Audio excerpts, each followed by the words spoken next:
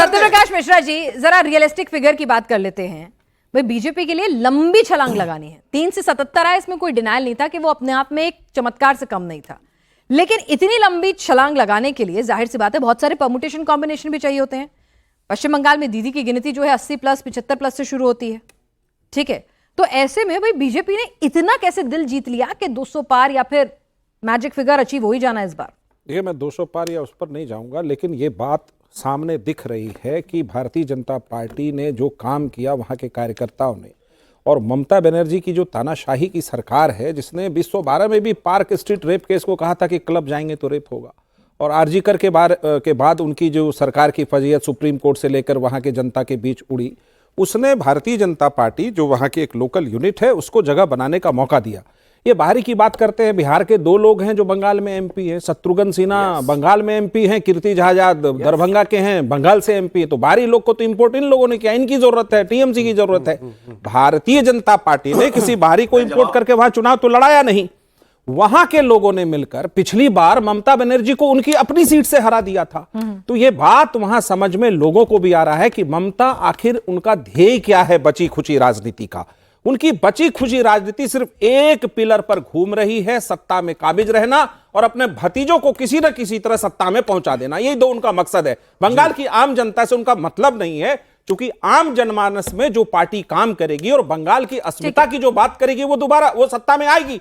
BJP कभी इस देश में 2 सांसद हुआ करती थी, तो आपने कहा छलांग लगा करके तो बहुमत में सत्ता में है, लगातार 3 बार से है, इसलिए बीजेपी इस बार सरकार वहां बनाने में दिख रही कि बना सकती। चलिए सत्यप्रकाश जी, एक सवाल आपसे भी है कि सत्यप्रकाश पुरोहित जी, आप ये समझा दीजिए कि यहां पर भाई दीदी के खिलाफ एंटी इनकम्बेंसी क्यों नहीं हो सकती? और अगर बंगाल का इतिहास खंगालें तो जब हाई वोटर टर्नआउट हुआ है तो परिवर्तन की बयार आई है। तो ये हाई वोटर टर्नआउट सिर्फ आपके फेवर में ही जाएगा, ऐसा क्यों मान के चल रहे हैं? और जिस तरह से हमने देखा है कि हिंदू बहुल सीटों पर एक सेकंड सर मैं कंप्लीट कर लूं, हिंदू बहुल जो सीटें हैं उस पर 94% भी वोटर टर्नआउट हुआ है, 92%।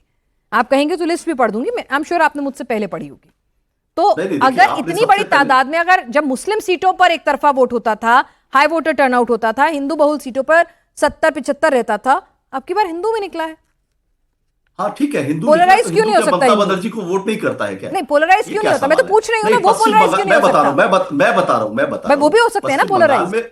मैं जवाब दे देता हूं। पश्चिम बंगाल में पोलराइजेशन की जो ये बीमारी जो शुरू हुई है ना 2014 के बाद से शुरू हुई, उसके पहले ये बीमारी नहीं थी। ये जो बीमारी है, ये बीमारी को भारतीय जनता पार्टी वालों ने लेकर के आए कि यहां पर रामनवमी की जुलूस के अंदर में कट्टा लेकर के चल रहे हैं। मैं रामनवमी की जुलूस का विरोधी नहीं हूं। दुर्गा पूजा में 1,10,000 रुपए है, जब ममता बनर्जी देती है तो इनके नेता शुभेंदु अधिकारी कहते हैं कि उनके प्रसाद को हराम बोलते हैं। यह इनका हिंदू धर्म के प्रति दोहरा मापदंड है। जब दुर्गा जी, जब से बीजेपी आई तब से आप लोग भी दुर्गा आंगन, दुर्गा कमेटियों के लिए पैसा इंक्रीज करना, आप लोगों ने भी बहुत सारे कोर्स करेक्शन किए हैं, मंदिर बनवा रहे हैं जगन्नाथ मंदिर, तो ऐसा नहीं कि आप लोगों ने कोर्स करेक्शन नहीं किया। पता है पहले जितने मंदिर थे, आप आइए कालीघाट देखिए, जीर्णोद्धार हुआ है करोड़ों रुपया खर्चा करके। आप आइए दक्षिणेश्वर, आप तारकेश्वर जाइए, आप नवदीप जाइए, सारे मंदिरों, आप तारापीठ जाइए। बंगाल में प्रकाश पुरोहित जी, 50% हिंदुओं का वोट बीजेपी के खाते में जाता है, ऐसा क्या किया आपने कि उससे आप छीन लेंगे? नहीं, छीनना नहीं, हमारा वोट है, हम तो 215 पर है। आपने शुरू में कहा कि 2024 के लोकसभा चुनाव में भारतीय जनता पार्टी 100 कितनी सीटों पर आगे थी। मैंने कहा एसआईआर के डेटा और उसकी लीड को कंसोलिडेट कर मैं बता देता हूं आपको। 2019 के लोकसभा चुनाव में जब भारतीय जनता पार्टी की 19 सीटें आई थी, उस समय भारतीय जनता पार्टी के 121 विधायक आगे विधानसभा में भारतीय जनता पार्टी जीती थी। और जब अब की बार 200 पार का नारा दिया गया था, तब इनकी गाड़ी 77 में अटक गई थी, और अब की बार 77 नहीं आने वाली। शिवम भाई, इसीलिए हिंदू वोट सिर्फ आप ही के होंगे क्यों भाई? दीदी भी तो इतना काम करती है हिंदू के लिए, केरला सब जगह हार रहे हैं। क्यों नहीं पोलराइजेशन उनकी तरफ हो सकता? मैं उसी पर आ रहा हूं। ठीक है। आपने बोला उनसे कि भाई ऐसा आपने हिंदुओं के लिए क्या काम, आपने उनसे पूछा कि ऐसा आपने हिंदुओं के लिए क्या काम किया अभी तक, वो आपको ज्यादा वोट देंगे, या फिर वो ऐसा नहीं करते थे, इसका रिवर्स करते थे, उनको वोट डालने नहीं जाने देते थे। मैं एग्जांपल दे रहा हूं, प्लीज रुकिए ना, मैं बीच में नहीं बोला। हिंदू मुसलमान की, अरे कोई हिंदू मुसलमान नहीं कर रहा, जो आपने किया है मैं उसको बता रहा हूं अभी इस समय पश्चिम बंगाल के हालात क्या है, इन्होंने आपने सुना होगा, इन्होंने कहा कि रामनवमी में बच्चे कट्टा लेकर जाते थे। इनकी औकात है कि मुहर्रम में कट्टा लेकर जाते थे, ऐसा बोल रहे हैं।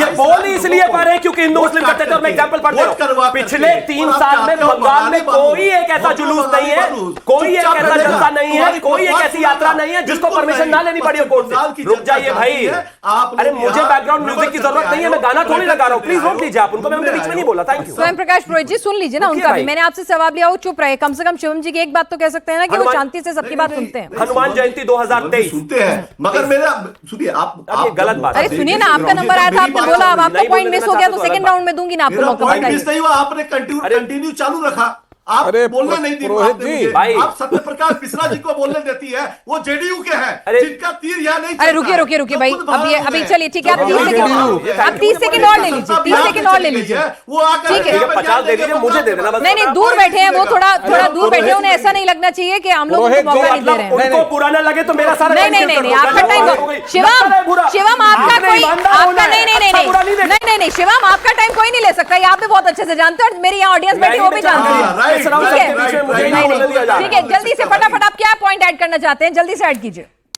नहीं सीधा पॉइंट है, इनके जो झूठे वादे हैं जो देश की जनता ने देखा है।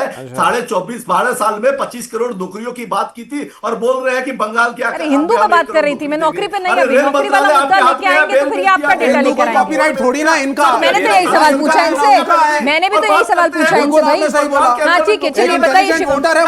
ठीक है शिवम, हिंदू उसको वोट देगा। ठीक है शिवम, नौकरी दो, वोट मिलेगा। ठीक दीदी ने दी नहीं ना। हाँ चलिए ठीक है शिवम। डेटा बहुत लंबा है लेकिन सिर्फ 2023 से पढ़ दे रहा हूं। एक मिनट स्वयं प्रकाश पुरोहित जी, मैंने आपको मौका दिया, आप उस टॉपिक पे बोले नहीं, बोलिए। अब आप थोड़ी देर के लिए आपको चुप होना होगा, अब मैंने आपको बहुत लिहाज रखा, चलिए बोलिए। बंगाल में नौकरियां ठीक है, 2 करोड़ 15 साल में डाटा लीजिए, एमएसएमई हमें ये लीजिए, अब इनका लिहाज कर लीजिए और आप ये स्वयं प्रकाश पुरोहित जी अब मुझे आपका पेटर डाउन कराना पड़ेगा अगर ऐसे ही चलता रहेगा। बोलिए नौकरियां मोदी दे ठीक रहा है है। शिवम बोलिए, बस हाँ बोलिए फटाफट से शिवम, फिर जनता के भी सवाल लेने हैं। 2023 से मैं थोड़ा सा डेटा पढ़ना चाहता हूं ताकि आपको अंदाजा हो जाए कि इन्होंने वहां के हिंदुओं के साथ क्या किया। हनुमान जयंती 2023 में इन लोगों ने 27 कंडीशंस लगा दी। 100 लोगों से ज्यादा इकट्ठे जो है कहीं पर भी जा नहीं सकते, कहीं पर भी चल नहीं सकते। हाईकोर्ट में गए लोग, हाईकोर्ट ने कहा कि जिस तरीके की स्थितियां इन्होंने पैदा कर दी है, ये सरकार अपना एक्सट्रीम पावर इस्तेमाल कर रही है। 2023 में ही दुर्गा पूजा विसर्जन पर रोक लगा दी। कलकत्ता हाईकोर्ट कर्फ्यू ही कर्फ्यू, पुलिस सीआरपीएफ रोका गया, पूजा अरे भाई आप लोग मंदिर जाओगे नहीं, हिंदू है ही नहीं। अरे रुकिए ना, घर के अंदर रहो, आपको रुकना नहीं है। आएगी